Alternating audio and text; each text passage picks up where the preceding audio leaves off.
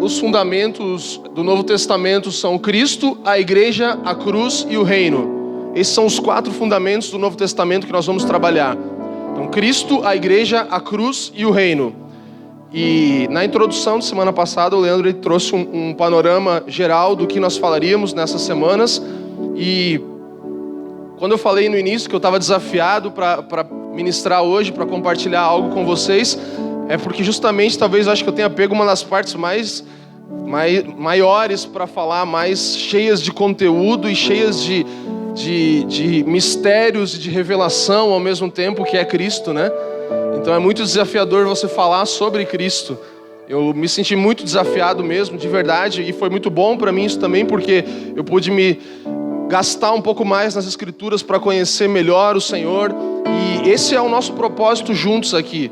Que nós possamos conhecer mais a Cristo e a revelação que nós temos dele possa aumentar na nossa vida. Que nós possamos ter uma compreensão ainda mais profunda, ainda mais larga, ainda mais alta, que conforme Efésios só é alcançada quando nós estamos reunidos assim juntos e podemos ouvir uns aos outros. Então, eu me senti muito desafiado, eu até pensei, mandei pro Leandro, falei, cara, acho que vamos uma linha assim, e tem uns pontos, né, mais ou menos que eu fiz, que você vai ver, e eu tava pensando que isso aí tinha que ser tipo uma minissérie, né, uma série dentro da série, só de falar de Cristo, porque é muita coisa mesmo, e com certeza eu acho que a gente não vai alcançar, sei lá, 1, 2, 3, 5% do que Cristo é e do que Ele tem para se revelar na nossa vida, sabe? Mas ao mesmo tempo eu quero que você abra o teu coração e deixe o Espírito falar no teu interior sobre essas verdades que nós vamos compartilhar hoje. Então eu oro de verdade que o Senhor te toque com espírito de sabedoria e revelação, porque é isso que pode nos mostrar quem Cristo é de verdade, sabe? Feche teus olhos um pouco, eu queria que a gente gastasse mais um tempo de oração, porque eu creio que nós precisamos entrar, não numa ministração de um domingo à noite, mas quando nós vamos às Escrituras e vamos falar sobre Cristo, nós precisamos nos aproximar diante dele com muito temor e reverência, sabe? E eu quero especialmente orar essa oração que Paulo fez, que nós temos repetido nos últimos anos, vez após vez após vez. Eu queria que você fizesse isso comigo, mas não só de uma forma como mais uma vez declarar uma oração, mas que nós colocássemos o nosso espírito nisso, a nossa mente, o nosso coração completamente, pedindo que Ele libere sobre nós o espírito de sabedoria e de revelação. Fecha teus olhos, começa a falar com o Senhor um pouco.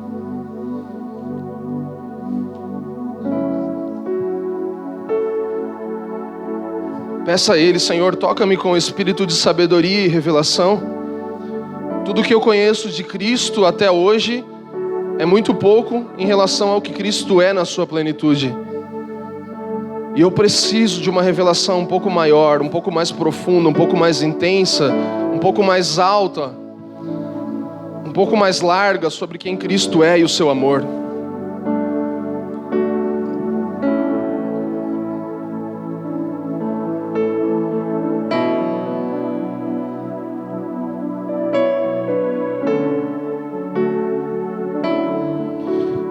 Eu creio que Paulo, se ele viesse ministrar hoje na nossa família aqui, ele oraria isso. Fique com os teus olhos fechados mais um pouco. Ele oraria isso. Ele falaria assim, essa seria a oração dele pela família dos que creem. Por isso também eu, tendo ouvido a fé que há entre vós no Senhor e o amor para com todos os santos, não cesso de dar graças por vós, fazendo menção de vós nas minhas orações, para que o Deus de nosso Senhor Jesus Cristo, Pai da glória, vos conceda espírito de sabedoria e de revelação no pleno conhecimento dele, iluminados os olhos do vosso coração para saberdes qual é a esperança do seu chamamento, qual a riqueza da glória da sua herança nos santos e qual a suprema grandeza do seu poder para com os que cremos, segundo a eficácia da força do seu poder. Nós te pedimos, toca mais uma vez a nossa mente com o espírito de sabedoria e revelação. Nós queremos conhecer Cristo como Ele realmente é, não como a religião nos ensina ou os livros, Pai, não como alguém nos falou uma vez através de uma ministração em que fomos tocados, ou com um vídeo que nós vimos no YouTube, mas de uma forma que só você pode nos tocar, Senhor, de uma forma que você pode mudar dentro de nós algo nessa noite, Senhor. Eu te peço de verdade sobre cada um aqui que está sentado, está em pé nesse lugar, está deitado e debruçado com o seu coração diante do Senhor, clamando: me dá mais espírito de sabedoria e revelação. Deus, todos aqueles que têm fome de você nesse lugar, sacia-nos com a plenitude que há em Ti. Você é o nosso pão da vida. Você é o pão da vida, Deus. Sacia-nos nessa noite com compreensão e plenitude de quem você é, em nome de Cristo. Em nome de Cristo. Quando nós sugerimos que nós trabalhássemos com essa série, o texto base seria Mateus 16:13. Então nós vamos ler ele para iniciar esse tempo.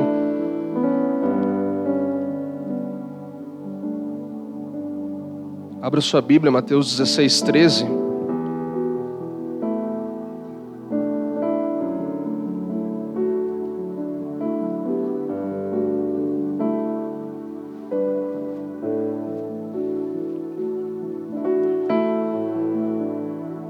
E indo Jesus para os lados da Cesareia de Filipe, perguntou a seus discípulos: quem diz o povo ser o Filho do Homem?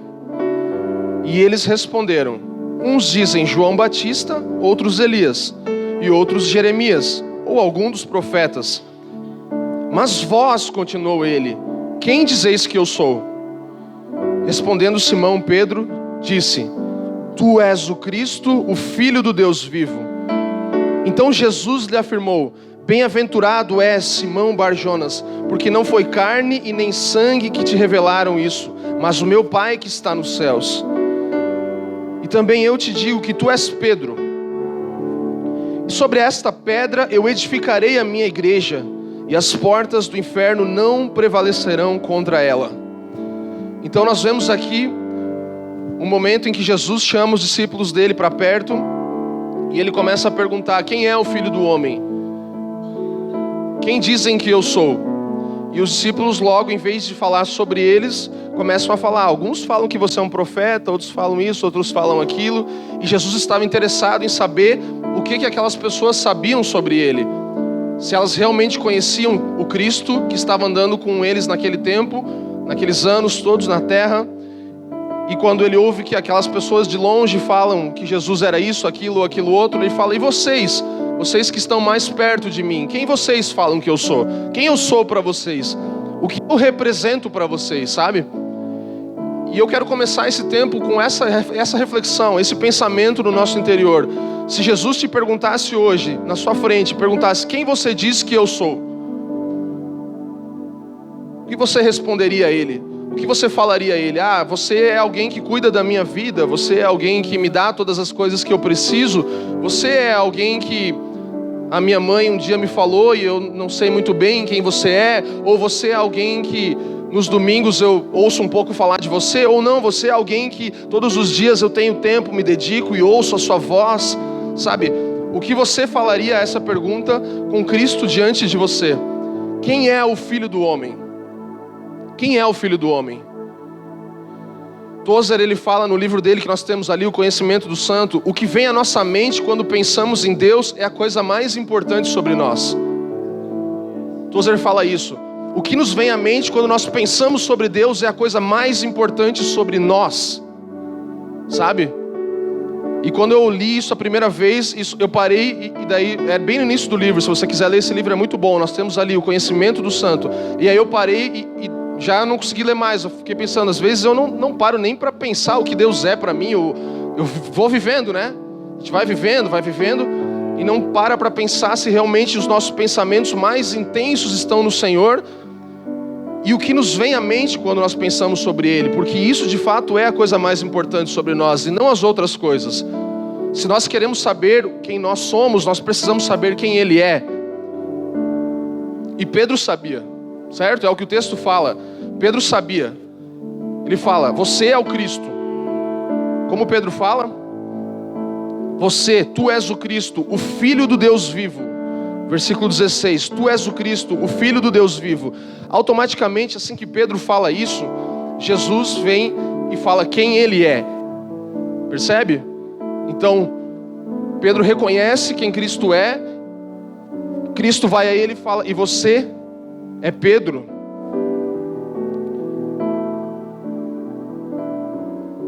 nós podemos perceber que quando Pedro descobre quem Cristo é e reflete isso e fala isso, a identidade de Pedro é encontrada também. Então, se nós sabemos quem ele é, nós sabemos quem nós somos. Se nós encontramos com ele, nós podemos ver quem nós somos. Nós falamos muito, o Leandro fala muito sobre isso. Quando nós estudamos o livro de Efésios, a carta aos Efésios, nós falamos sobre a reconciliação do homem com Deus e depois do homem com quem? Consigo mesmo. Esse é o segundo passo da nossa reconciliação. Nós nos reconciliamos com o nosso Criador e depois nós temos uma reconciliação conosco mesmos. Então isso que acontece nesse momento, à medida que Pedro conhece a Cristo, ele se encontra com ele mesmo. E o Tozer também fala nesse mesmo livro, é impossível saber quem ou o que somos até que saibamos pelo menos um pouco sobre aquilo que Deus é. É impossível saber quem eu sou ou quem nós somos, quem ou o que, até que nós saibamos pelo menos um pouco sobre quem Deus é. Entende? Então, não tem como você saber sobre você, descobrir sua identidade, o seu propósito, para o que foi criado, qual vai ser a minha profissão, com quem eu vou casar, quantos filhos eu vou ter, qual vai ser o meu emprego, enfim, quando eu vou morrer, o que vai acontecer da minha vida, nada. Nós não temos como ter nenhum tipo de conhecimento próprio se nós não temos pelo menos um pouco do Senhor. Nós não temos como receber nada dentro de nós se nós não paramos um pouco e pensamos em quem Ele é. E nós podemos perceber que Pedro atesta isso na epístola dele, 1 Pedro 2, 4 a 5. O que acontece nesse texto? Deixa eu só trazer um entendimento, que a gente já fala bastante, mas é importante falar sobre isso. Quando Jesus fala, te digo que és Pedro, e aí ele fala, sobre essa pedra edificarei a minha igreja, ele não está falando sobre Pedro, ele não está falando que ele edificaria a igreja sobre Pedro, certo? Você sabe disso? Isso está claro para você? Porque ele está falando do quê? Da revelação do fundamento de Cristo que Pedro tinha. Pedro ele tinha uma revelação interior, ele sabia que Cristo era o Filho do Deus vivo. E aí Jesus ele se refere a isso, ele fala, é sobre isso que eu vou edificar a minha igreja, junto com você. Porque ele inclui Pedro nisso, ele fala, você é Pedro. E é sobre essa pedra, sobre o fundamento de quem eu sou, que você já sabe, que eu vou edificar a minha igreja. Então, aí que nós entramos nesse fundamento do Novo Testamento. O fundamento de que Pedro encontra e entende que Cristo é o fundamento. Entende? É sobre isso que a igreja será edificada. É o que Jesus fala. E aí Pedro atesta isso. Ele confirma isso na epístola dele. 1 Pedro 2, 4 a 5. Fala assim, ó. Chegando-vos para ele a pedra que vive, rejeitada sim pelos homens, mas para com Deus eleita e preciosa. Também vós mesmos, como pedras que vivem, sois edificados casa espiritual, para serdes sacerdócio santo, a fim de oferecerdes sacrifícios espirituais agradáveis a Deus, por intermédio de Jesus Cristo. Você percebe que Pedro, ele confirma isso. Essa é a pedra. Essa é a pedra sobre a qual nós edificamos. Então ele tinha entendido no espírito dele claramente. Ele não achou, Deus vai fazer sobre mim algo, eu sou especial. Não, ele queria incluir Pedro nisso que ele estava fazendo. Mas ele é o fundamento, ele é a base. Ele é aquilo que vai dar base para tudo, aonde nós vamos edificar toda a nossa vida e todo o nosso conceito de vivência em cima. Então o conceito que temos de Deus é a resposta que nós daremos, sabe? Aquilo que nós conhecemos sobre Deus é a resposta que nós daremos a Ele. Pedro conhecia algo do Senhor mais do que aqueles outros de fora. E ele surpreendeu o Senhor com a sua resposta. E isso, nosso conhecimento terá consequências eternas. Se nós podíamos abrir João 17:3, vai falar sobre isso, um texto bem conhecido, sobre o que gera dentro de nós. A vida eterna é essa, que conheçam a Ti, por único Deus verdadeiro, e a Jesus Cristo, a quem enviaste. Então basicamente é isso que acontece. O conceito que nós temos de Deus e a resposta que nós vamos dar para isso vai ter consequências eternas. Vai mudar a eternidade, entende? Vai mudar a nossa vida na eternidade. Porque a eternidade, a vida eterna é essa, que nós conheçamos a Ele como Deus verdadeiro e a Jesus Cristo a quem enviaste. Então as consequências de conhecer o Senhor são eternas, não são só para essa vida, não são só para essa era que nós estamos vivendo, mas são eternas. Nós vamos chegar em um lugar eterno. E quando eu estava pensando sobre isso, sobre Cristo, me veio logo à mente que quando nós falamos de Cristo, logo nós vamos ouvir algo sobre nós, entende? Porque é o que aconteceu com Pedro. Ele começou a falar sobre Cristo e ele ouviu algo sobre ele. Então eu quero que você abra o seu coração para o que nós vamos falar nessa noite, que muitas dessas coisas vão falar sobre a nossa realidade, porque é o que Cristo quer afetar. Se estamos falando sobre um fundamento, é para que esse fundamento nos afete, é para que ele nos mude, sabe? E eu quero te encorajar de verdade. Eu falei pro Leandro, cara, é muita coisa para a gente ler, então isso aqui vai ser uma exposição bíblica. A gente vai ler bastante a Bíblia, pode ser? É bom, né? Melhor, né? Melhor ainda, né? Senão eu vou falar besteira aqui. Nós vamos na Bíblia, gente. Eu quero dividir isso que nós vamos falar em alguns pontos. E se você estiver anotando agora, isso seria bom que você tivesse. Se você não tiver, pode pegar o seu celular e anotar, se não tiver uma caneta. Senão você compra os livros do Felipe lá, escribacouro.com. Tá bom? A pré-existência de Cristo é o que nós vamos falar em primeiro lugar. Quando falamos sobre Cristo, nós vamos iniciar por isso, falando sobre a pré-existência de Cristo, o Jesus eterno. O conceito de eterno, que muitas vezes nós temos, é algo que começa aqui e que nunca vai terminar, certo? E esse conceito é errado, porque a eternidade fala sobre algo que nunca teve início e nunca terá fim. Então a eternidade, ela é desde sempre e para sempre.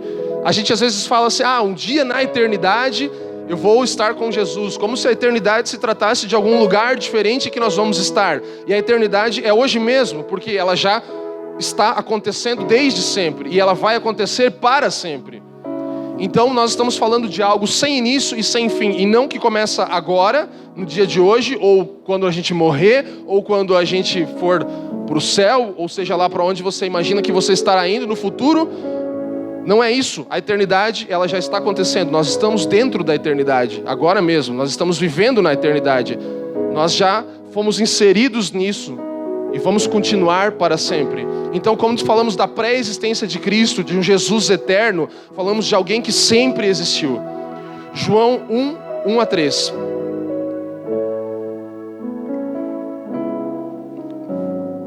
João fala muito sobre isso, é um dos textos que mais nós vamos abrir hoje. Um dos evangelhos. João 1:1-3 nos diz assim: no princípio era o verbo, e o verbo estava com Deus, e o verbo era Deus. Ele estava no princípio com Deus. Todas as coisas foram feitas por intermédio dele, e sem ele nada do que foi feito se fez. Então João está nos falando aqui que o verbo ele era desde sempre, ele era Deus, ele estava com Deus no início de todas as coisas. E tudo foi feito por causa dele e por intermédio dele. E sem ele, nada do que foi feito se fez. Então Cristo é uma peça fundamental para todas as coisas acontecerem. Tudo já foi feito por ele, a partir dele e nele. Ele estava com Deus e ele era Deus. Colossenses 1:16-17. Tá dando aí para pegar? Já dei os negócios para Joyce antes, que eu falei que tem muita Bíblia hoje. Deixa a palavra entrar em você, de verdade, sabe? Isso aqui vale mais do que qualquer frase bonita que eu possa falar. A gente está lendo as Escrituras, e as Escrituras elas têm o poder de nos mudar. A gente tem falado que nós nos movemos sobre a Escritura que não muda e sobre o Espírito que se move constantemente. Então as Escrituras são fundamentos que não mudam, eles vão permanecer para sempre. E o Espírito vai usar a Escritura e se mover constantemente com aquilo para mudar o nosso interior. Então deixa a palavra do Senhor te mudar nessa noite, pelo Espírito. Colossenses 1:16-17. Pois nele foram criadas todas as coisas, nos céus e sobre a terra, as visíveis e as invisíveis, sejam tronos, sejam soberanias, quer principados, quer potestades, tudo foi criado por meio dele e para ele. Ele é antes de todas as coisas e nele tudo subsiste. Cara, ele é antes de todas as coisas e nele tudo subsiste. Isso aqui é incrível. Vai dizer que não. Ele é antes de todas as coisas e nele tudo subsiste. Cristo é o centro de todas as coisas, sabe? Ele já era desde a eternidade passada até a eternidade futura, e qual eternidade for, ele sempre vai existir. Cristo não é uma coisa que nós criamos ou que um dia entrou no nosso coração e agora isso é Cristo. Não, Cristo ele é muito mais do que você pode imaginar. Ele não está preso à barreira do espaço e do tempo. Ele não está preso ao que você vai pedir para ele fazer na sua vida hoje, ao que ele já fez na sua vida. Ele é eterno. Deus colocou no nosso coração o desejo pela eternidade, Eclesiastes fala. Ainda que nós não possamos conhecer e nem saber o que é isso direito, Ele plantou isso no nosso coração. É por isso que Cristo preenche isso em nós, porque nós temos esse desejo pela eternidade, isso anseia, isso pulsa no nosso coração. Não há nada que nós possamos experimentar que nos satisfaça mais do que Cristo. Não existe experiência nesse mundo que você possa ter que seja comparável a isso. Isaías 9:6, texto conhecido. Porque um menino nos nasceu, um filho se nos deu, e o governo está sobre os seus ombros, e o seu nome será maravilhoso, Conselheiro, Deus forte, Pai da eternidade e Príncipe da paz. Nesse texto, uma palavra profética de Isaías, ele fala assim: um menino nos nasceu e um filho se nos deu, e o governo está sobre os seus ombros. Ele fala como se isso fosse presente, né? O governo está sobre os ombros. Então, ele estava falando sobre um Cristo presente. Ele fala que o nome dele será, por quê? Porque ele nasceria como um menino e estaria encarnado, que é a próxima coisa que nós vamos falar. Mas ele fala que o governo já está sobre os ombros dele, e o nome dele será, porque ele vai se tornar um menino que vai nascer, e aí o nome dele vai ser maravilhoso, Conselheiro, Pai da eternidade e Príncipe da paz. Mas ele reconhece que já havia governo sobre o Messias, sobre Yeshua, sobre Cristo naquele dado momento. Havia um governo que já estava estabelecido, entende? Então, se nós pegarmos o Antigo Testamento, e nós não vamos ter tempo para isso, mas existem muitas referências sobre Cristo e muitas aparições de Cristo, inclusive no Antigo Testamento. Thomas Olden é um cara que escreveu uma teologia sistemática. Ele fala assim: sem a premissa da pré-existência não se pode falar de encarnação. Sabe, nós estamos falando da trindade, de um Deus trino, em que há Pai, há Filho e há Espírito. Se nós não acreditarmos que Cristo já pré-existia, nós não temos como acreditar na encarnação dele.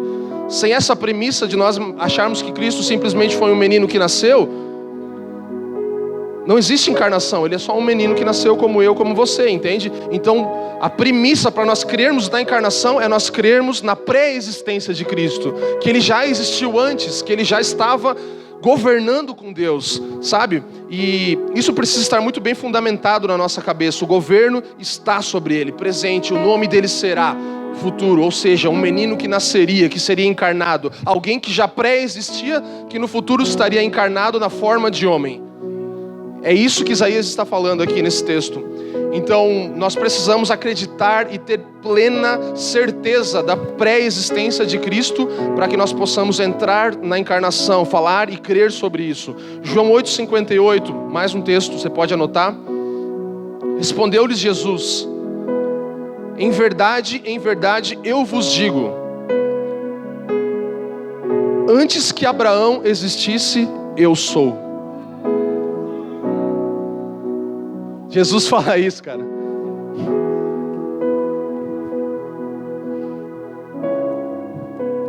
Em verdade vos digo que antes que Abraão existisse, na minha Bíblia tá tudo em maiúsculo, tá tipo, eu sou, tipo uma coisa, sabe? Sabe o caps lock? Raiva, né, quando o cara manda tudo em caps lock, tá gritando comigo nas mensagens no WhatsApp. Não precisa gritar. Mas na minha Bíblia tá eu sou, tá tudo em maiúsculo aqui. E ele fala assim, Jesus ele afirma isso com veemência. Ele fala assim: antes de Abraão existir, eu sou. Antes de qualquer geração existir. Então, se ele está falando que ele existia antes de Abraão, equivale à mesma coisa que dizer que ele tem a mesma existência de Deus, certo? Porque Abraão fala de gerações, não fala de um homem, de um cara simplesmente, mas fala de gerações a partir de Abraão, e antes de Abraão fala que ele tem a mesma existência que Deus. Então, antes de Abraão existir, eu já sou. E ele não fala eu já existi, eu já fui criado, eu sou. Antes de Abraão, eu sou. Não existe um passado, não existe, naquela época eu já era quem eu era e tal. Não, eu sou. Você vê como ele mistura o passado com o presente? Porque a eternidade é isso. Antes de Abraão existir, eu sou. Ele não falou eu era, eu fui criado, entende? Eu sou. Antes de Abraão existir, eu sou. Se nós pensarmos nessa analogia do fundamento que Cristo foi, está todo mundo acreditando que Cristo pré-existiu? Não. Alguém tem alguma dúvida em relação a isso? Que Cristo já era desde sempre e é para sempre? É importante, sério mesmo, gente. Se você tem dúvida, você precisa ler um pouco mais a Bíblia e conhecer mais o Senhor, porque a gente precisa disso como um fundamento, como uma base. Então, se nós pensamos na analogia de Cristo como um fundamento e uma construção, como arquiteto de toda a criação, no projeto dele, Deus, desde a eternidade, colocou Cristo como fundamento sobre todas as coisas, sabe?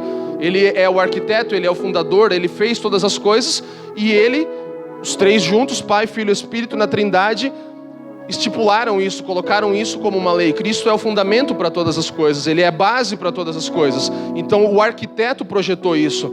Ele já falou desde o início qual seria a base, qual seria o fundamento, aonde as coisas estariam fundamentadas, que é em Cristo. 1 Coríntios 3, 11 a 13. Se você estiver anotando, anote o texto, por favor. 1 Coríntios 3, 11 a 13. Porque ninguém pode lançar outro fundamento além do que foi posto, o qual é Jesus Cristo.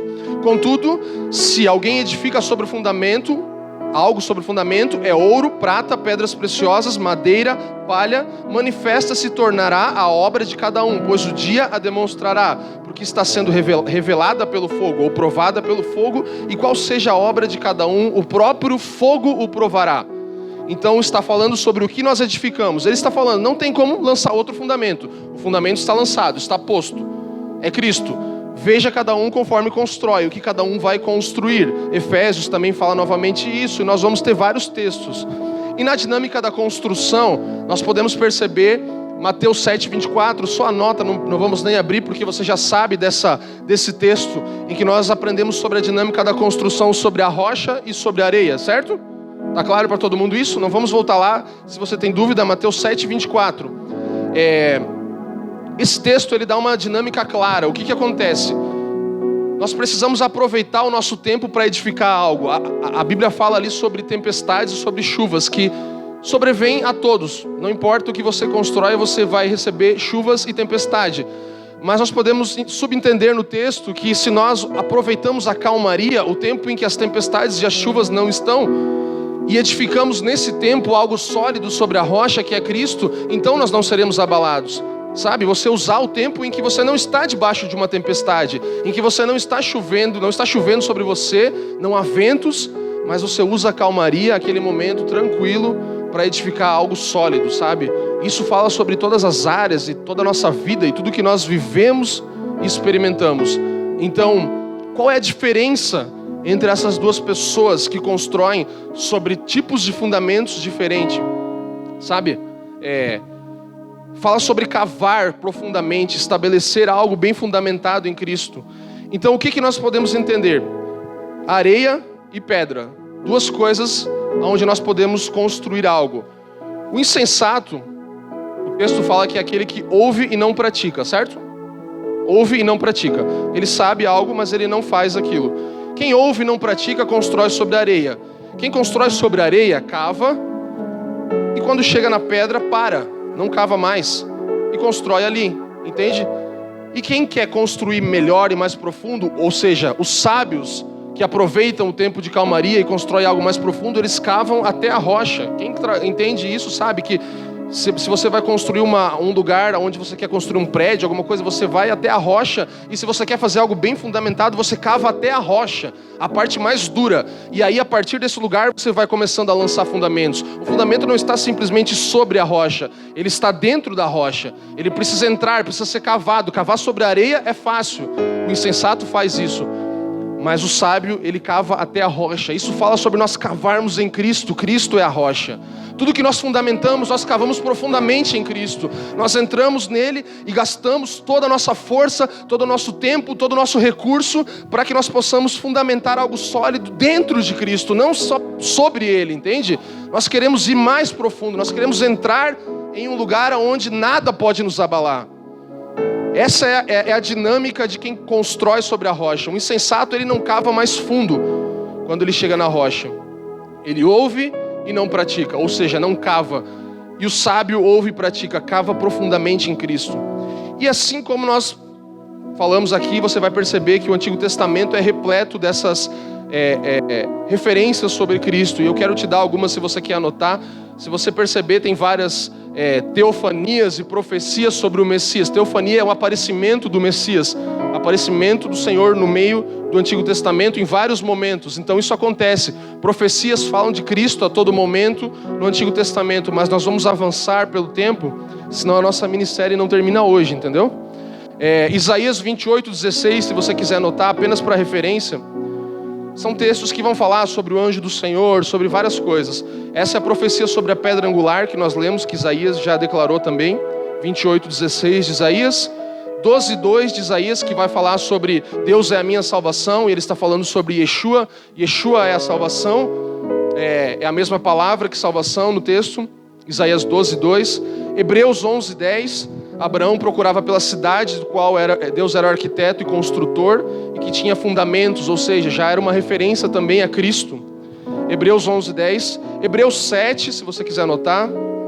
Salmo 110 e Gênesis 14 vai falar sobre Melquisedeque, um tipo de Cristo eterno também, que são referências do Novo e do Antigo Testamento, mas que se referem ao Antigo, as do Novo. E Apocalipse 13:8.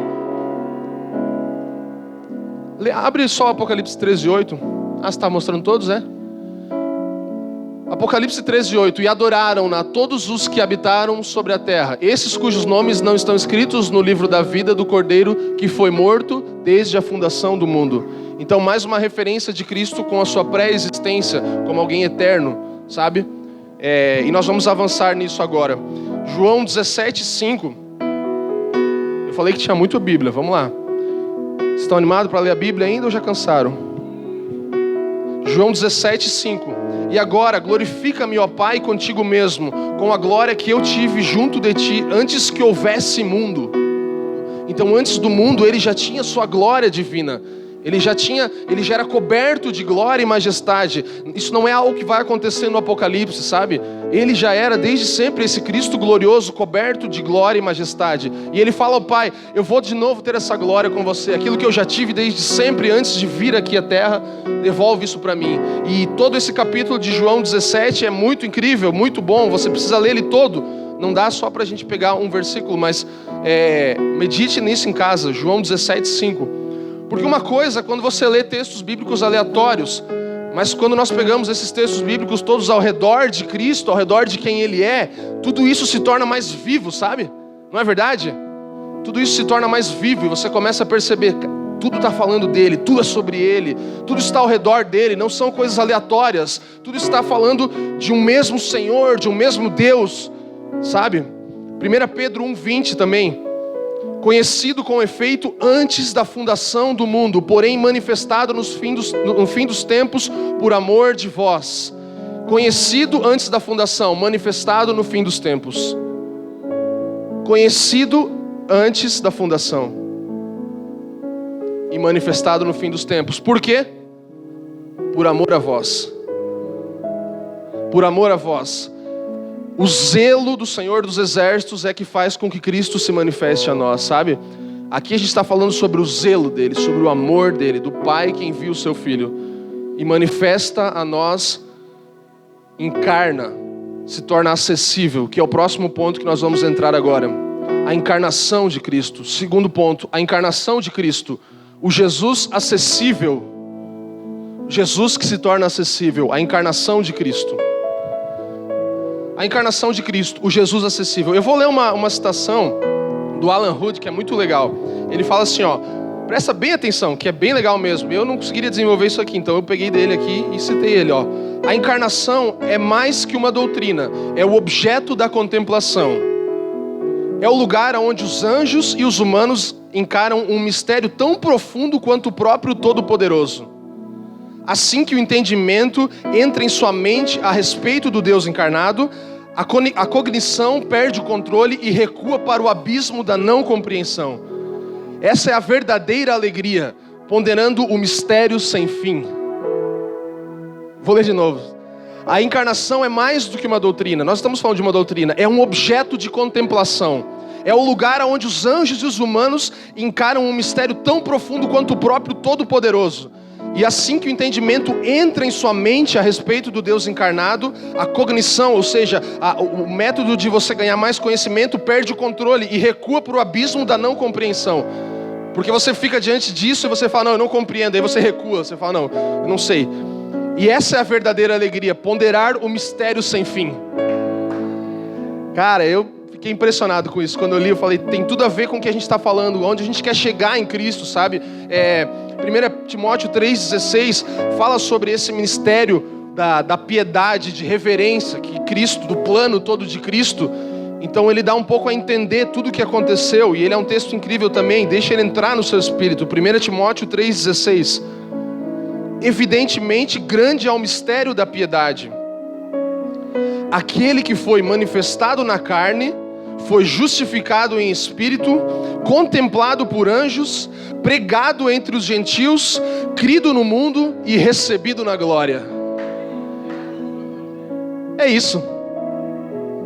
Cara, eu vou ler de novo, mais uma vez.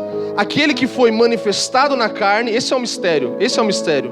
Aquele que foi manifestado na carne, foi justificado em espírito, contemplado pelos anjos, pelas criaturas celestiais, foi pregado entre nós, os gentios, foi crido no mundo e foi recebido na glória. Você vê a linha do tempo, que incrível, aonde Deus está em todas as coisas através de Cristo. Tudo está ao redor dele, tudo acontece por meio dele. Ele não está excluído de nada que acontece.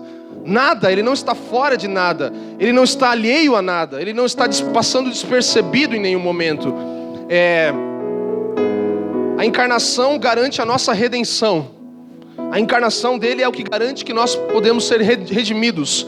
Então a encarnação de Cristo garante a nossa redenção, nos conecta com Deus, nos liga a Deus. É como se fosse um grande sim dele para nós, sabe? Sim, eu vou envolver vocês na minha obra, no que vocês estão fazendo. Então a encarnação é o que abre caminho para a redenção, é o que nos dá acesso.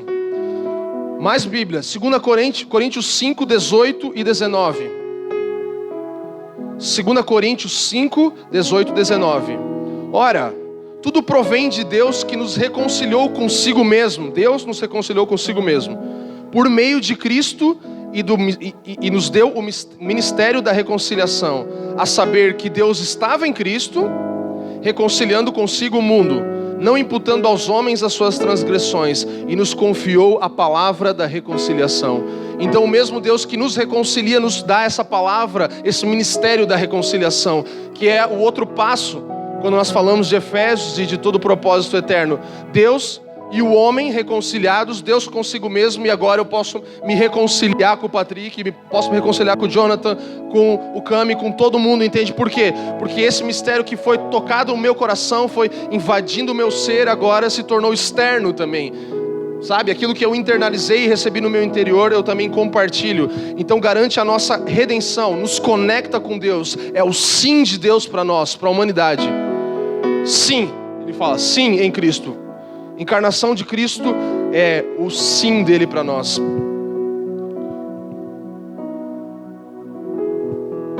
Acesso, Jesus acessível. A encarnação de Cristo, o Jesus acessível. João 1,14.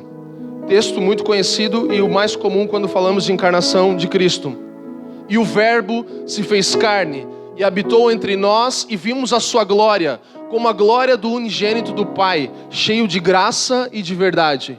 O Verbo se fez carne, habitou entre nós, vimos a sua glória como a glória do único Filho do Pai, o unigênito, cheio de graça e de verdade. Isso é a encarnação de Cristo. Cristo se tornando acessível para a humanidade, tomando a forma de homem, se humilhando, deixando sua glória, deixando seu Pai, se tornando alguém comum como você e eu, para que nós pudéssemos acessá-lo, para que nós pudéssemos tocá-lo, para que nós não mais imaginássemos um Deus distante e um Deus impossível de alcançar, como tantas religiões pregam, tantos deuses que você não pode alcançar, que você não toca. Jesus é tocável, Ele é alcançável, Ele é acessível, Ele é um grande Deus plenamente acessível, Ele é um Deus completamente maravilhoso, um dia intocável e depois acessível, sabe? Se nós pensarmos em todo o Antigo Testamento, de Adão até Moisés, não havia nem lei, havia simplesmente o pecado gerava morte. Então essa era a relação, não tinha como. E depois, a partir da lei de Moisés até Cristo, então existe a lei, que é como nós já falamos, é como um parapeito, é como algo que nos protege até o lugar onde nós devemos ir e tudo. E depois em Cristo é que a coisa fica maravilhosa demais, porque nós temos Cristo nessa relação entre nós. E aí nós podemos cumprir a lei, nós podemos fazer todas as coisas, nós podemos decretar ordem sobre a terra, sobre toda a ordem criada em Cristo. Então o presente de Cristo é maravilhoso. Nós não podemos perder a alegria da nossa salvação. Nós não podemos perder a essência daquilo que Cristo fez em nós. Nós não podemos perder a compreensão de quão grande é esse mistério da encarnação, sabe? Não é uma coisa comum. Não é uma coisa comum, não é uma coisa aleatória do Evangelho. O Verbo se fez carne. E esse acesso nos gera dois versículos antes, se você está aberto em João 1, o 12, que é um dos temas da nossa casa aqui, da família dos que creem. João 1, 12. Mas a todos quantos o receberam, deu-lhes o poder de serem feitos filhos de Deus, a saber, aos que creem no seu nome. Então nós somos a família dos que creem porque nós somos empoderados pelo Pai. Ele nos deu o poder de sermos feitos filhos dele, de sermos inseridos na família dele, porque nós cremos e recebemos. Ele foi aquele que Timóteo fala, foi crido e recebido. Por quem? Por nós. Então a partir disso agora nós temos acesso à família de Deus. Nós temos acesso à entrada nisso. E isso nos dá empoderamento, poder, sabe? Poder de ser parte. Ele fala, deu-lhes o poder de serem feitos filhos de Deus. Não é uma coisa que você bate na porta de alguém e fala, posso entrar na sua família e ser parte? Não, ele só é concedido por Cristo. Só é concedido pelo acesso que a encarnação de Cristo nos dá. A encarnação de Cristo nos dá acesso e poder de ser feitos seus filhos, sua família. Aspectos da autoridade que é gerada por isso. Então nós podemos entender que se temos poder de sermos feitos filhos dele, e como já lemos muitas vezes, nós somos posicionados com Cristo. Então nós temos dois aspectos, se você está notando, de autoridade que Deus dá ao homem. E um deles é posicional. É uma posição. Posicional. Aspecto de autoridade posicional. Em Cristo não há macho, não há fêmea, não há livre, não há escravo, não há circunciso, não há incircunciso. Sabe, não há diferença entre os homens. Todos estão posicionados. Não há mulher, não há homem, não há filho, não há mãe, não há pai, não há empregado, não há patrão. Não há nada de diferença. Todos estão posicionados com Cristo nos lugares celestiais. Nós falamos muito isso. Nos abençoou, posicionou, nos equipou. Efésios vai falar muito sobre isso. Então há uma posição definida para quem está em Cristo, mas também há uma autoridade funcional. Então se nós estamos em Cristo, além de posicionados, nós temos uma função. E aí existem atribuições e autoridades distintas. Marido e esposa, bispos, presbíteros, pais e filhos, senhores e servos, como nós falamos. Então há distinção entre funções no corpo de Cristo, ainda que não haja posições diferentes. Entende? Todos estão posicionados no mesmo lugar, em Cristo Jesus, equipados no mesmo lugar, em Cristo Jesus. Somente quando Cristo é o primeiro nas nossas vidas é que nós de verdade vamos poder assenhorar outras coisas, outros aspectos, sabe? Quando Ele é o nosso fundamento e Ele é o nosso Senhor, aí nós vamos ter autoridade para sermos senhores sobre outras coisas. Entende? Ainda que posicionados em Cristo, ainda que nascemos de novo, se nós não tivermos submissão total a Ele, nós não vamos poder nos assenhorar ou sermos governantes ou reis sobre coisas que o Senhor quer colocar à nossa disposição. Então somente quando Ele é o primeiro na nossa vida que nós vamos poder ser confiados de coisas para que nós possamos cuidar, sabe? Todo poder, tudo que fala sobre governo está em Cristo. A gente tem uma canção que fala, toda a força do universo está centralizada em Cristo. Então basicamente é isso que está falando, que se você precisa governar algo, se você precisa de força para algo, tudo está em Cristo. Toda a força do universo está centralizada nele, não em outro lugar, não em algo que eu preciso aprender, não em um dom que eu tenha, não em um ministério que eu exerça, mas em Cristo.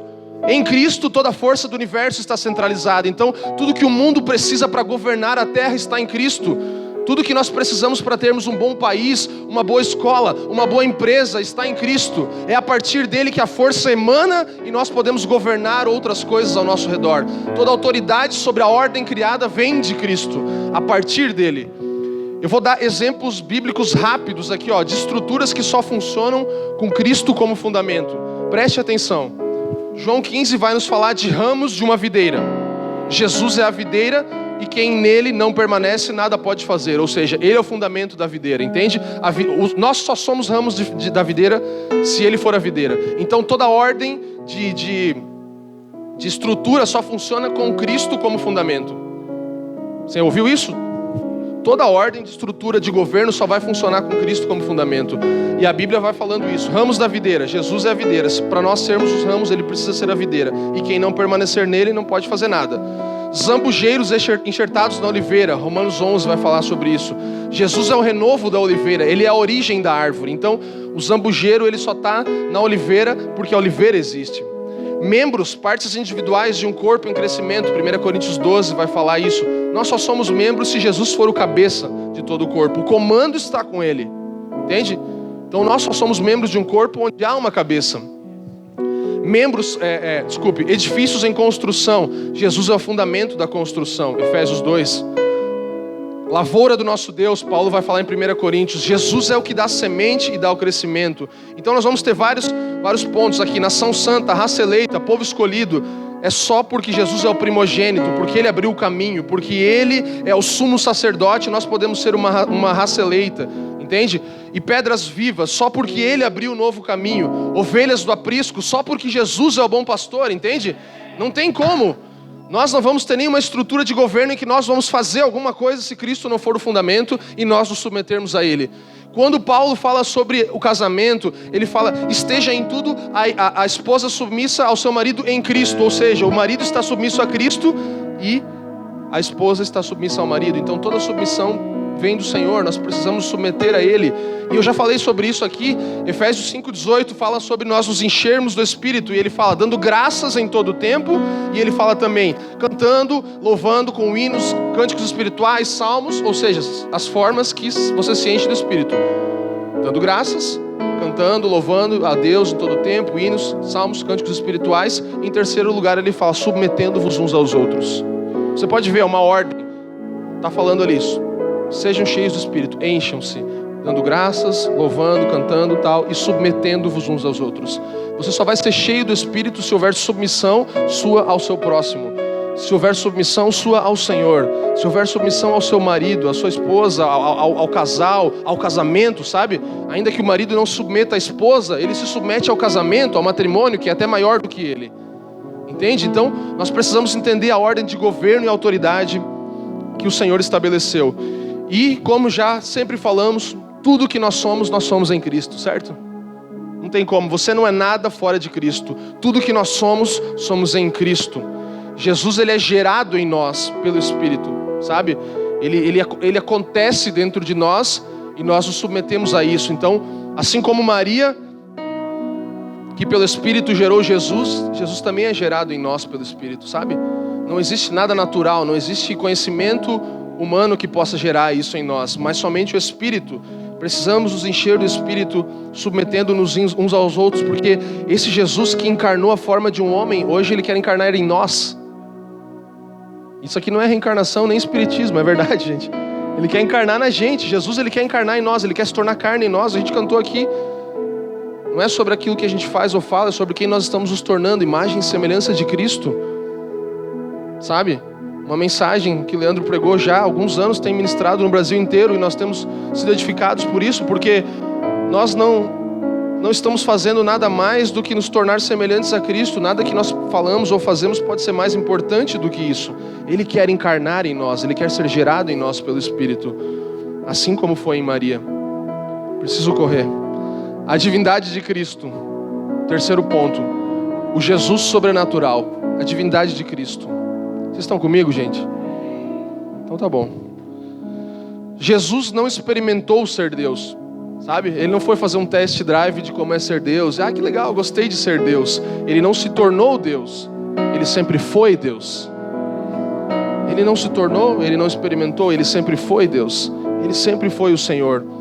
O Wayne Grudem, no Teologia Sistemática dele, fala assim, que apenas razões sucintas para que a necessidade da divindade, que haja necessidade de compreendermos a divindade de Jesus. Isso aqui é muito importante, nós sabermos a divindade de Jesus. Se você for falar com algum testemunho de Jeová ou com algum mormon, você precisa saber disso aqui, ó. Ele coloca assim, Grudem: somente alguém que é infinitamente Deus pode suportar a penalidade total por todos os pecados de todos aqueles que acreditam nele. Qualquer criatura finita teria sido incapaz de suportar tal penalidade. Então isso prova uma das coisas, além da Bíblia toda, todos os textos que nós temos sobre a divindade de Jesus, que ele era Deus, ninguém suportaria o peso do pecado de toda a humanidade. Alguém natural não conseguiria suportar isso. E Jesus suportou. Qualquer criatura teria sido incapaz. Segundo ponto que ele fala, a salvação é do Senhor. E toda a mensagem da Escritura é projetada para mostrar que nenhum ser humano, nenhuma criatura poderia salvar o homem. Somente o próprio Deus poderia fazer isso. Nós não podemos nos salvar de nós mesmos. A gente está falando isso semana após semana aqui. Você não vai se salvar de você mesmo, não tem como. Você não vai conseguir se salvar sozinho. O único que pode fazer isso é uma criatura divina, alguém enviado dos céus, alguém que não é uma criatura, na verdade, que é um ser divino que vem antes de tudo e vai até o fim do fim, é um lugar que não existe fim. Gruden também fala assim, somente alguém que foi verdadeira e plenamente Deus poderia ser o único mediador entre Deus e o homem. 1 Timóteo 2,5, se você estiver anotando. Tanto para nos trazer de volta a Deus e também para revelar Deus plenamente a nós, entende? Então, para trazer Deus a nós e nos revelar Deus, sabe? Para aproximar a gente e revelar a gente o Senhor. Então, essas são coisas que a gente pode compreender claramente a divindade de Jesus. Colossenses 1,19 fala assim, se tiver aí. Ficou bonito, né? Porque foi do agrado do Pai que toda a plenitude nele habitasse. Ou seja, está falando de toda a plenitude divina. Ele é pleno, ele é um ser completo. Isso fala da divindade de Jesus. A divindade de Cristo, sobrenatural. A humanidade de Cristo, o Jesus comum. Quarto ponto. A humanidade de Cristo, o Jesus comum. Gênesis 3,15, vamos rapidamente para esse texto. Texto bem conhecido também por nós. Gênesis 3,15 nos diz: porém, inimizade entre ti e a mulher. Ele está falando para a serpente. Deus falando para a serpente. Porém, inimizade entre ti e a mulher. Entre a tua descendência ou a tua semente e a semente dela. Descendência dela. Esse te ferirá a cabeça e tu lhe ferirás o calcanhar. O que está falando aqui basicamente? É talvez a primeira profecia bíblica, né?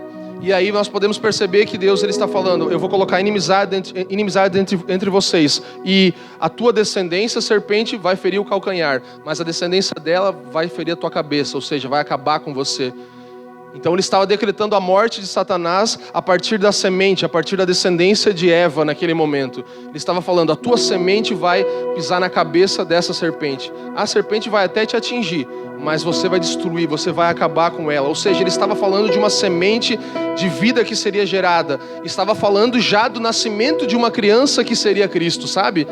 Ele está falando já de Cristo encarnado, de Cristo que viria no futuro. O plano da redenção desde o início estava centrado no nascimento de uma criança. Você entende isso? O plano da redenção estava centrado, startou com uma palavra sobre uma criança que viria, sobre um menino que viria da descendência. Então fala de uma pessoa comum. Deus já, em toda a sua glória, naquele momento estava declarando que uma pessoa comum, da descendência de uma mulher, viria, que não era comum também, porque nem se falava da descendência das mulheres naquela época. Então já estava falando que isso viria de uma mulher, uma semente de uma mulher, que era uma virgem. Então não estava falando de uma semente de um homem, estava falando de uma semente que estaria numa mulher, Maria. E essa semente acabaria com Satanás. Essa é a humanidade de Cristo, o Cristo comum, que havia uma palavra profética sobre ele desde aquele tempo do plano da redenção. Então nós lemos Isaías 9,6, um menino se nos deu, um filho nasceu, uma criança foi dada, no qual havia governo sobre ele. O governo estava sobre os ombros de um menino que viria, alguém comum. A gente falou sobre, aqui em uma outra ministração, um outro dia, eu falei muito sobre Jesus que está dentro de nós, que vem como um menino, né? Não sei se vocês ouviram isso, estavam aqui, mas a gente falou sobre Jesus crescer dentro de nós e tudo isso. E Jesus, ele era tão comum, ele era um carpinteiro, ele era uma pessoa comum. Então os aspectos da vida natural de Jesus são muito interessantes também. Ele era uma pessoa totalmente comum, um carpinteiro. Eu falei até um exemplo daquela vez que Jesus ele tinha o poder de, por se tornar tão comum, não só se tornou um homem, ele poderia vir como um homem rei, que era o que todos esperavam, né? Esperavam um Messias que viria reinar. E ele vem ainda mais comum do que isso. Ele vem numa profissão simples. Ele poderia ter sido um borracheiro, ele poderia ser um padeiro, outra coisa, mas ele foi um carpinteiro. Então ele fazia coisas comuns, e eu gosto de imaginar que Jesus fazia um móvel desse daqui, e aí ele vinha e batia lá na porta da casa do Ricardo e falava: Ricardo, pô, fiz aquele móvel teu lá que você pediu para mim, tá aqui, vou te entregar, espero que você goste e tal. E aí o Ricardo já conversava com Jesus, e Jesus se tornava tão acessível, porque ele não veio como um rei, ele não veio para impor coisas e falar: eu vou reinar sobre vocês. Ele virá assim na segunda vinda dele, mas agora, nesse primeiro momento, ele vem como alguém comum, que tem acesso à vida das pessoas. Ele trazia: eu trouxe a sua porta nova de madeira que eu fiz lá na minha carpintaria, vou instalar aqui para você. E aí, como você tá? Vamos tomar um café e tal. Jesus era muito comum, ele era muito acessível. As pessoas chegavam nele e os discípulos falavam: não, se afasta do mestre. Não, ele está ocupado. Ele fala: não faz isso. Deixa eles vir até mim. Eu quero ter acesso com as pessoas. Eu quero tocar as pessoas e ser tocado por elas também. Então ele tinha acesso à humanidade de Cristo, o Jesus comum. E isso nos ensina muitas coisas. Efésios 4:13: até que todos nós cheguemos à unidade da fé, do pleno conhecimento do Filho de Deus, a perfeita varonilidade. Fala do varão, do homem, à medida da estatura da plenitude de Cristo. Fala de maturidade, sabe? De um homem que está se tornando maduro agora, de alguém natural. A varonilidade fala sobre isso. Não mais um menino. Então fala também das coisas naturais, não ser um menino.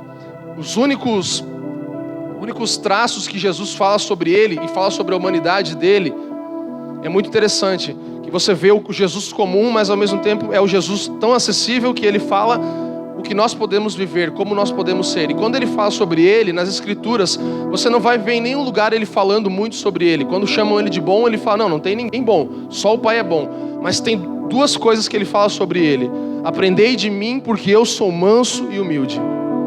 Isso Jesus fala sobre ele. São os únicos traços de caráter dele, da natureza dele, humana, normal, natural, que ele fala: pode aprender comigo, eu sou manso e humilde. Aprendei de mim, que sou manso e humilde. Então Jesus estava falando até como ser uma pessoa natural, que consegue agir e reagir de forma calma, de forma plena, se humilhar. Leandro sempre fala que a mansidão é como você... A humildade é como você age, e mansidão como reage, né? Então é isso basicamente. Como você age? Eu ajo humildemente. Mansidão é como você reage a algo que acontece na sua vida. Eu reajo com mansidão. Cristo falava sobre ele isso. Então essa é a humanidade dele. Ele se tornou alguém tão comum, tão simples, que nós podemos acessar ele, e através dele nós podemos ser quem ele é agora, entende? Como ele é, da forma que ele é. Ele se tornou o que nós somos para que nós nos tornássemos o que ele é. Ele se tornou como nós para que nós sejamos como ele. E ele foi desafiado na natureza natural dele, na coisa da humanidade. Em João 1,46 nós podemos perceber o questionamento de algumas pessoas ali falando: pode vir alguma coisa boa de Nazaré? Vai vir alguma coisa boa daquele lugar? Falar das origens de Jesus, de algo natural, da vida natural dele. E pode vir alguma coisa boa desse lugar? E ao mesmo tempo nós vemos o contraponto. Jesus, ele não se baseou nisso para viver a sua vida humana, mas ele se baseou nas palavras do Pai dele, que falava para ele: você é o meu filho amado em quem eu tenho prazer.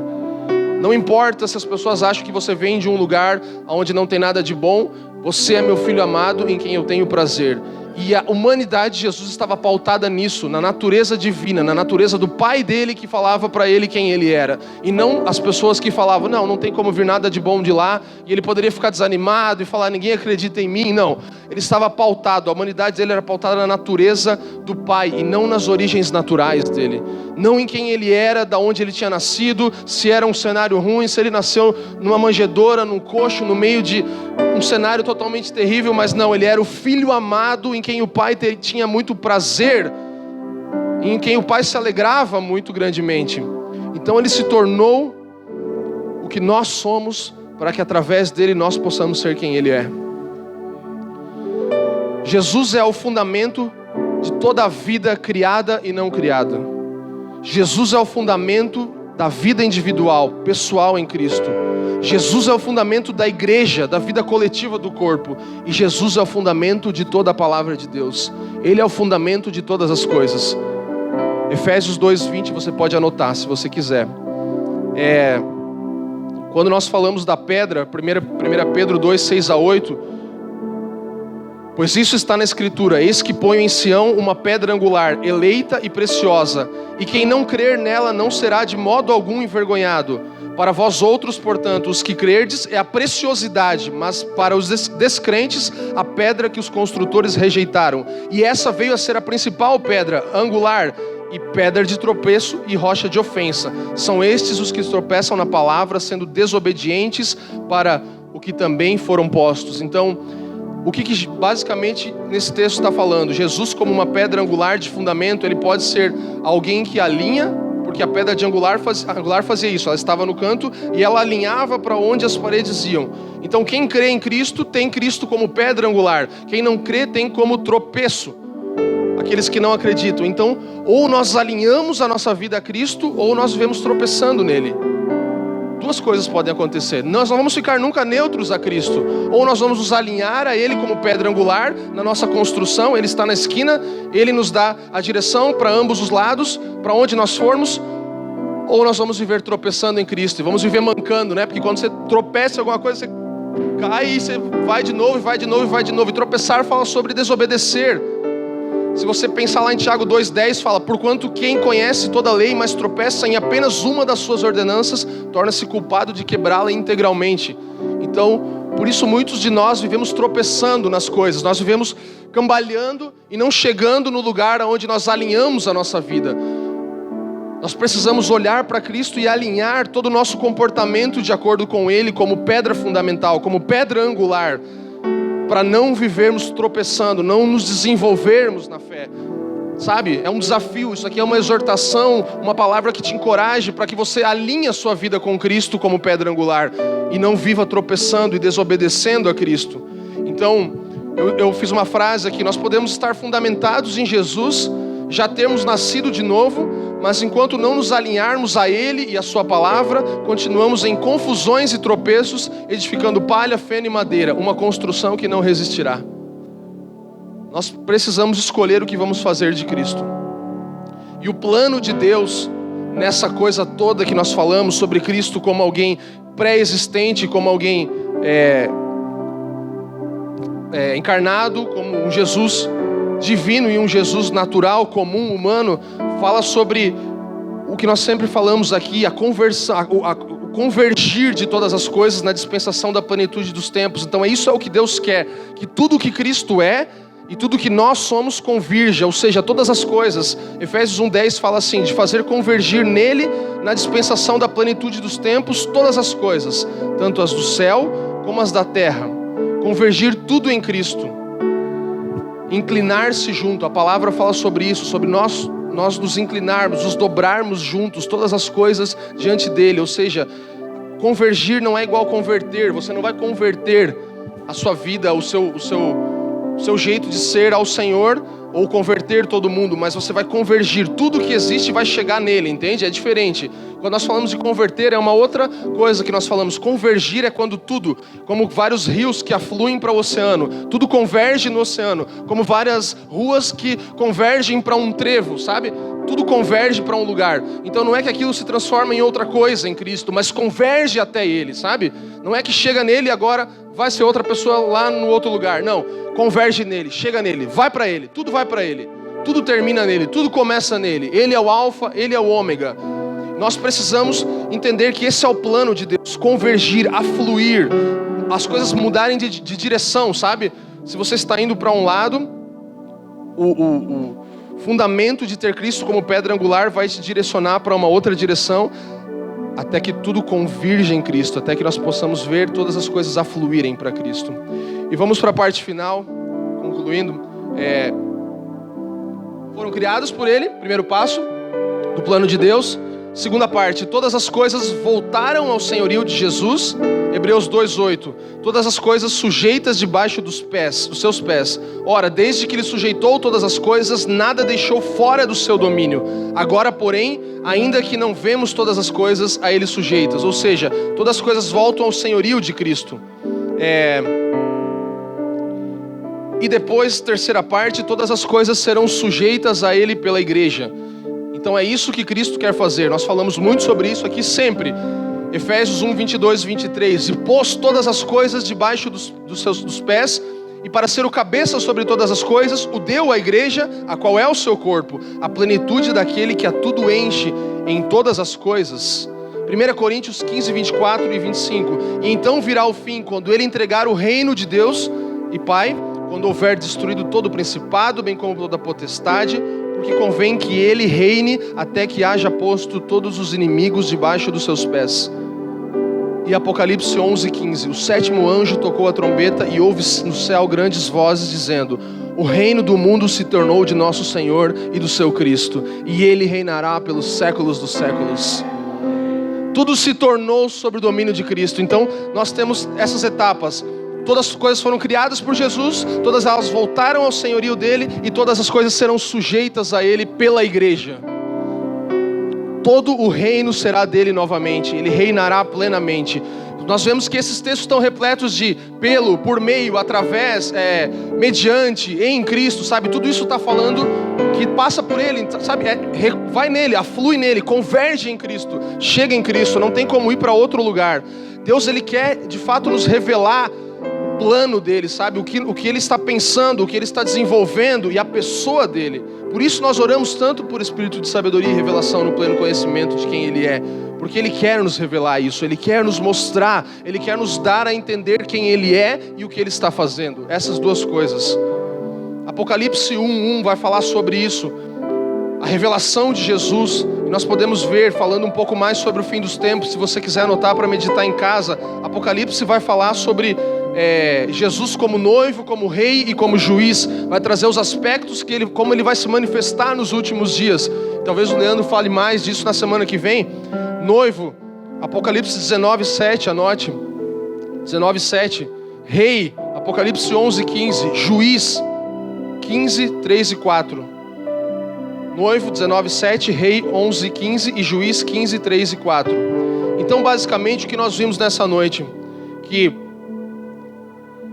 os fundamentos de Cristo estão baseados em sua pré-existência, a pré-existência de Cristo, o Jesus eterno. A encarnação de Cristo, o Jesus acessível. A divindade de Cristo, o Jesus sobrenatural. A humanidade de Cristo, o Jesus comum.